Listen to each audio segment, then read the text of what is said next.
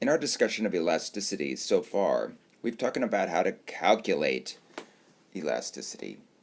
We've talked about the factors affecting elasticity. And we've talked about elasticity for demand curves that are really steep and really flat. The next thing we need to think about is the connection between elasticity and total revenue. And that's important because many private companies and also some public agencies set prices for their products, and they need to think about the connection between the price they set and the revenue that they'll generate. Suppose you're running a sunflower stand at a farmer's market. You know something about the demand for your product by having experimented with alternative prices. You know that if you set a price of $6 a bouquet, you'll sell 30 bouquets a day. And you know that if you set a price of $7 a bouquet, you'll only sell 20. At the first price, the total revenue you'll generate is 6 times 30, or $180 a day. That's your revenue for the day, and that's the total expenditure of your customers on sunflowers for the day.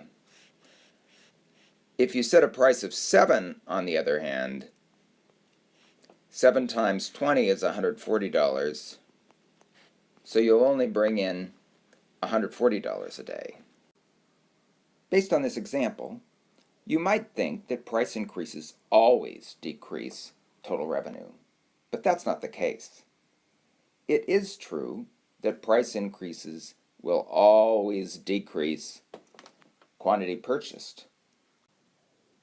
We know that based on the cost-benefit principle. However, it turns out that whether total revenue goes down or up depends on the relative sizes of the price change and the quantity change that cause the change in total revenue. In this case, the proportional rise in price was small, and the proportional decline in quantity purchased that resulted from that price rise was large, which is another way of saying that the demand here is price elastic.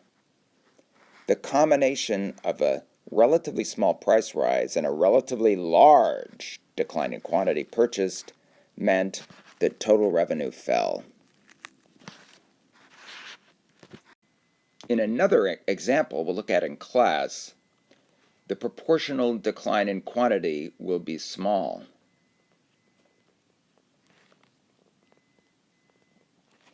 And as a result, the price rise will increase total revenue. In general, it turns out that if demand is price elastic,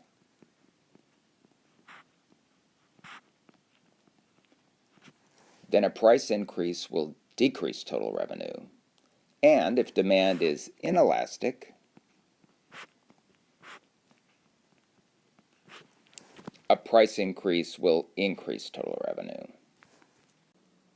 In the next class, we'll work on understanding how the sensitivity of quantity demanded to price affects the change in total revenue. It turns out that it's helpful in thinking about this to visualize changes in price and changes in quantity demanded on a demand curve.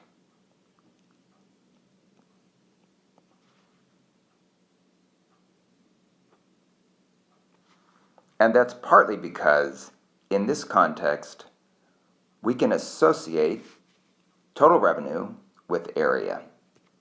Think about the revenue the sunflower stand is earning initially.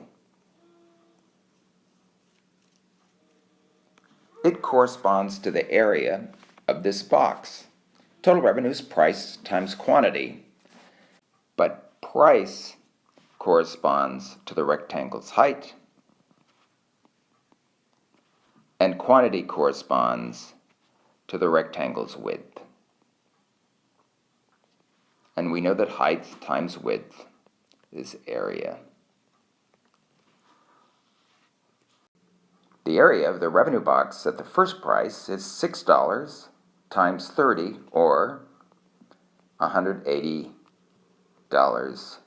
per day. So, here's the challenge. Da-da-da! Think about the relationship between the total revenue boxes in this diagram and the way total revenue changes with the price rise.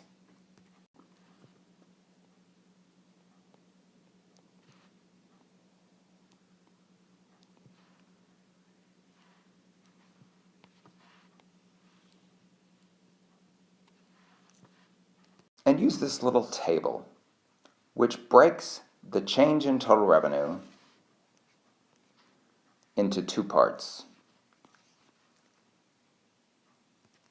See if you can fill in these two boxes, and it might be helpful to reread pages 107 to 108 in our text, which talks about the same issues from a slightly different perspective. See you soon!